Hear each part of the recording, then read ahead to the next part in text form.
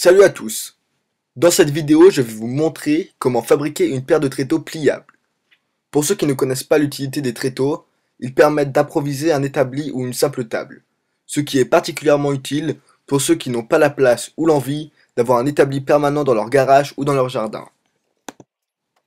Dans ce cas, vous avez juste à disposer deux tréteaux et à poser une planche solide, une porte par exemple, et vous aurez une surface stable pour travailler.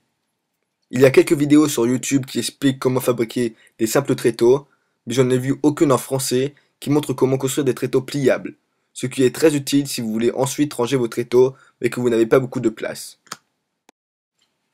Dans cette vidéo, je vais vous montrer comment réaliser uniquement un tréteau, ce qui n'est pas très utile en soi, mais vous aurez bien évidemment compris que pour faire le deuxième, vous n'avez qu'à reprendre les directions du premier. Pour commencer, il va falloir couper 4 pieds.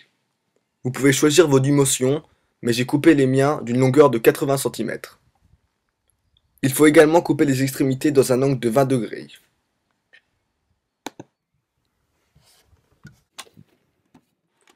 J'ai effectué toutes ces coupes à l'aide d'une scie à onglet, mais vous pouvez très bien le faire avec une scie à main. Ce sera cependant moins précis.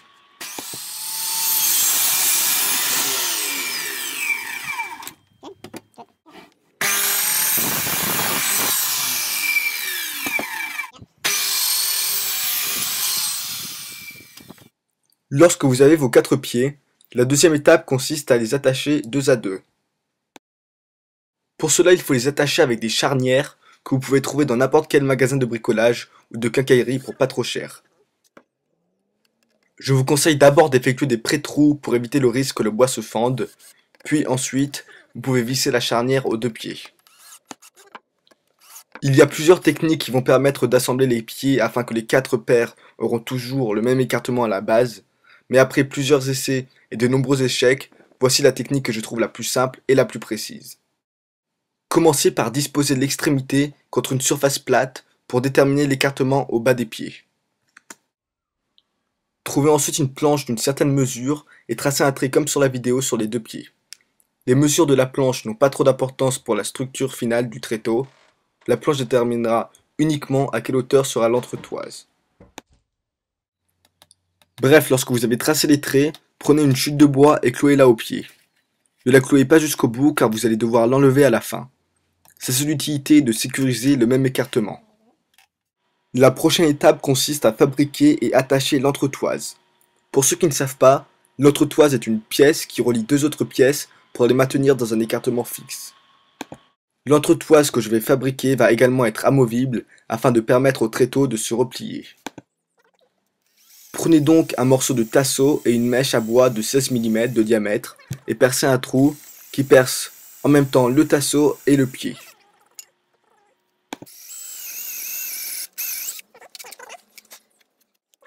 Coupez ensuite deux chevilles en bois de 16 mm de diamètre et d'une dizaine de centimètres de longueur. Lorsque vous avez percé le premier trou et enfilé la première cheville, percez le deuxième trou au même diamètre à l'autre extrémité du tasseau.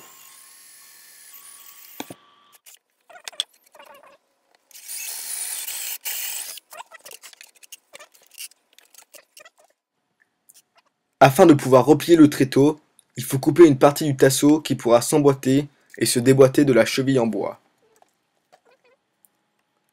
J'utilise une scie sauteuse pour réaliser cette coupe.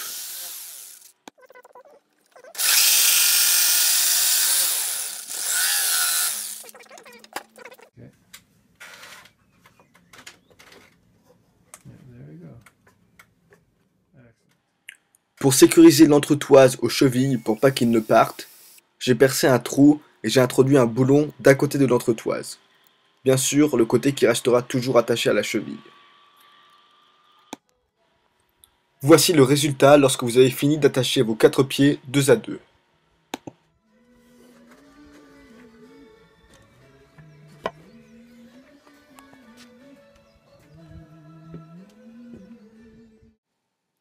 La dernière étape va être d'assembler les 4 pieds au support.